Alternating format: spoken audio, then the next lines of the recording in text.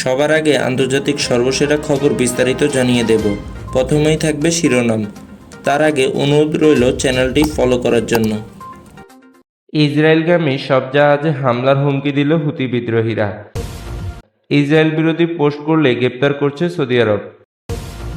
ইসরায়েলের সঙ্গে সব ধরনের বাণিজ্য বন্ধ করল তুরস্ক।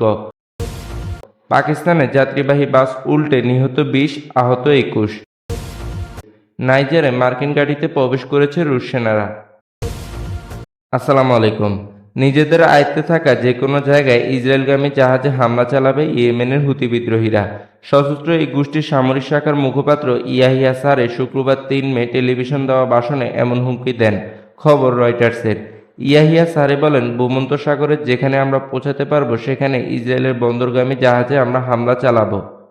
দখলদার ইসরায়েলের বর্বরতা এবং ফিলিস্তিনের প্রতি সংহতি জানাতে গত বছরের নভেম্বর থেকে লোহিত সাগর, বাব আল মান্দাব প্রণালী এবং ইডেন উপসাগরে ইসরায়েল সংশ্লিষ্ট জাহাজে হামলা চালিয়ে আসছে ইরানপন্থী হুতি বিদ্রোহীরা।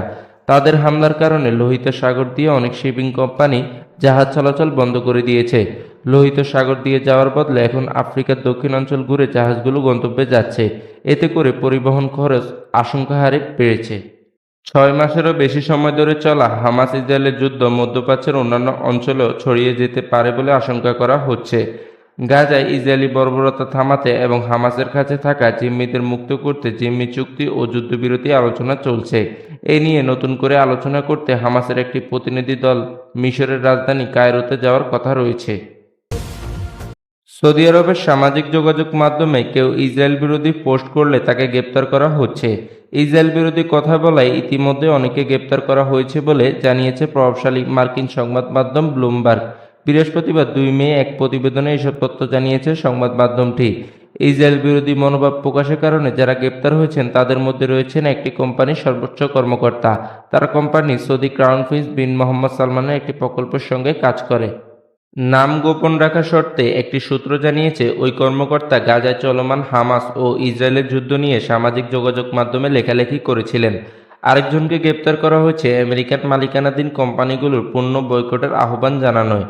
বিশ্বের বেশিরভাগ মুসলিম দেশ ইসরায়েলি ও মার্কিন কোম্পানিগুলোর পণ্য বয়কটের আহ্বান জানানো হচ্ছে। এই বয়কটের জেরে অনেক কোম্পানি তাদের ব্যবসা গুটিয়ে নিতে বাধ্য হচ্ছে। ব্লুমবার্গকে সৌদি সরকারের একটি সূত্র জানিয়েছে, আশঙ্কা করা হচ্ছে সৌদিতে ইরানপন্থী একটি প্রভাবের বিস্তার ঘটতে পারে, আর এই আশঙ্কা থেকে এইসব ব্যক্তিকে গ্রেপ্তার করা হয়েছে। তবে হামাস ও ইসরায়েলের মধ্যে যুদ্ধ শুরু হওয়ার পর ইসরায়েল বিরোধী অবস্থানের কারণে ঠিক কতজনকে গ্রেপ্তার করা হয়েছে সেটি স্পষ্ট করে জানায়নি ব্লুমবার্গ। দখলদার ইসরায়েলের সঙ্গে সৌদির কূটনৈতিক সম্পর্ক স্থাপনের চেষ্টা চালাচ্ছে যুক্তরাষ্ট্র। এর মধ্যে জানা গেল, ইসরায়েল বিরোধীদের উপর গ্রেপ্তারের মতো কঠোর ব্যবস্থা নিচ্ছে মধ্যপ্রাচ্যের সবচেয়ে ক্ষমতাধর মুসলিম দেশ সৌদি আরব। পাকিস্তানে গিলগিট বালতিস্তানের দিয়ামের জেলায় যাত্রীবাহী একটি বাস উল্টে গেছে। এতে অন্তত 20 জন নিহত হয়েছেন। আহত হয়েছে আরও অন্তত 21 জন। শুক্রবার 3 মে ভোরে জেলা কারাকোরাম হাইওয়েতে এই দুর্ঘটনা ঘটে। খবর ডনের। দিয়ামের জেলায় উদ্ধারকারী কর্মকর্তা শওকত রিয়াজ বলেছেন, বেসরকারি সংস্থা ওই বাসটি রওলাপন্ডি থেকে গিলগিটের দিকে যাচ্ছিল। পথিমধ্যে কারাকোরাম হাইওয়ের গুনা ফার্মের কাছে চালক নিয়ন্ত্রণ হারিয়ে ফেলেন। এতে বাসটি উল্টে সিন্ধু নদীর তীরে পড়ে যায় বলে জানান রিয়াজ। শুক্রবার ভোর 5:30টার দিকে এই দুর্ঘটনা ঘটে বলে জানিয়েছেন তিনি। রিয়াজ আরও বলেন, আহতদের চিলাস হাসপাতালে নিয়ে যাওয়া হয়েছে। প্রাথমিকভাবে 35 জন আহত হলেও হাসপাতালে ভর্তি করার পর তাদের মধ্যে কয়েকজনের মৃত্যু হয়। গিলগিট বালতিস্তান সরকারের মুখপাত্র ফাইজুল্লাহ ফারাক জানান, নিহতদের মধ্যে 3 জন নারীও রয়েছেন। এদিকে এই ঘটনার শোক প্রকাশ করেছেন পাকিস্তানের প্রধানমন্ত্রী শাহবাজ শরীফ। তিনি নিহতদের পরিবারের প্রতি সমবেদনা জানিয়েছেন এবং আহতদের সম্ভাব্য সব চিকিৎসা দেওয়ার নির্দেশনা দিয়েছেন। পশ্চিম আফ্রিকার দেশ নাইজারে জান্তা সরকার দেশটি থেকে মার্কিন সেনা প্রত্যাহারের ঘোষণা দিয়েছে। এই ঘোষণার পরপরই দেশটির একটি মার্কিন বিমান ঘাঁটিতে প্রবেশ করেছে রুশ সেনারা। মার্কিন প্রতিরক্ষা সচিব লয়েড অস্টিন বিষয়টি নিশ্চিত করেছেন। খবর আল জাজিরার। নাইজারের জান্তা সরকার মার্চ মাসে ওয়াশিংটনকে বলেছিল, দেশটিতে অবস্থানরত প্রায় 1000 মার্কিন সেনাকে অবশ্যই প্রত্যাহার করতে হবে। এরপরই এখানে রুশ সেনা মোতায়েন করা হয়েছে। গত বছরের জুলাইয়ে সামরিক অভ্যুত্থান হয় নাইজারে। তার আগ পর্যন্ত আফ্রিকার সাহেল অঞ্চলে আইআরএসআই গোষ্ঠী ও আল কায়দার সহযোগীদের বিরুদ্ধে মার্কিন লড়াইয়ে একটি গুরুত্বপূর্ণ অংশীদার ছিল নাইজার।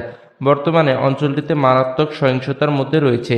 বৃহস্পতিবার নাম প্রকাশে অনিচ্ছুক একজন ঊর্ধ্বতন মার্কিন কর্মকর্তার বরাত দিয়ে রয়টার্স জানিয়েছে, নাইজারের রাজধানী নিয়ামের ডিউরি হামানি আন্তর্জাতিক বিমানবন্দরের পাশে অবস্থিত এয়ারবেস ১০১ নামে বিমানঘাঁটিতে রুশ সেনাদের উপস্থিতি থাকলেও মুখোমুখি কোনো পরিবেশ তৈরি হয়নি। তবে নাইজারের ঘাঁটিতে মার্কিন ও রুশ সেনাদের উপস্থিতিকে ভিন্ন চোখে দেখছেন বিশ্লেষকরা। কারণ ইউক্রেন যুদ্ধ নিয়ে বর্তমান মার্কিন ও রাশিয়ার সম্পর্ক ইতিহাসের সবচেয়ে খারাপ সময় পার করছে। একজন সাংবাদিক বিমানঘাঁটি সম্পর্কে জানতে চাইলে প্রতিরক্ষা সচিব অস্টিন শুক্রবার বলেন, রুশ সেনাদের কাছে মার্কিন সেনা বা সরঞ্জামের অ্যাক্সেস না থাকায় তিনি উল্লেখযোগ্য কোনো সমস্যা দেখেননি। গত বছরের অভ্যুত্থানের পর মার্কিন সামরিক বাহিনী নাইজারের তার কিছু বাহিনীকে এয়ারবেস ১০১ থেকে আগাদেজ শহরের এয়ারবেস ২০১-এ সরিয়ে নিয়েছিল। এয়ারবেস ১০১-এ মার্কিন সামরিক সরঞ্জাম কী ছিল তা তাৎক্ষণিকভাবে স্পষ্ট নয়। ওয়াশিংটন মধ্য নাইজারে $১০ কোটি বেশি ব্যয়ে এয়ারবেস ২০১ তৈরি করেছে। ২০১৮ সাল থেকে সশস্ত্র ড্রোন দিয়ে আইএসআইএল ও আল কায়দার সহযোগী জামায়াত নুসরাত আল ইসলাম ওয়াল মুসলিমদের বিরুদ্ধে লড়াই করে আসছে নাইজার ও যুক্তরাষ্ট্র।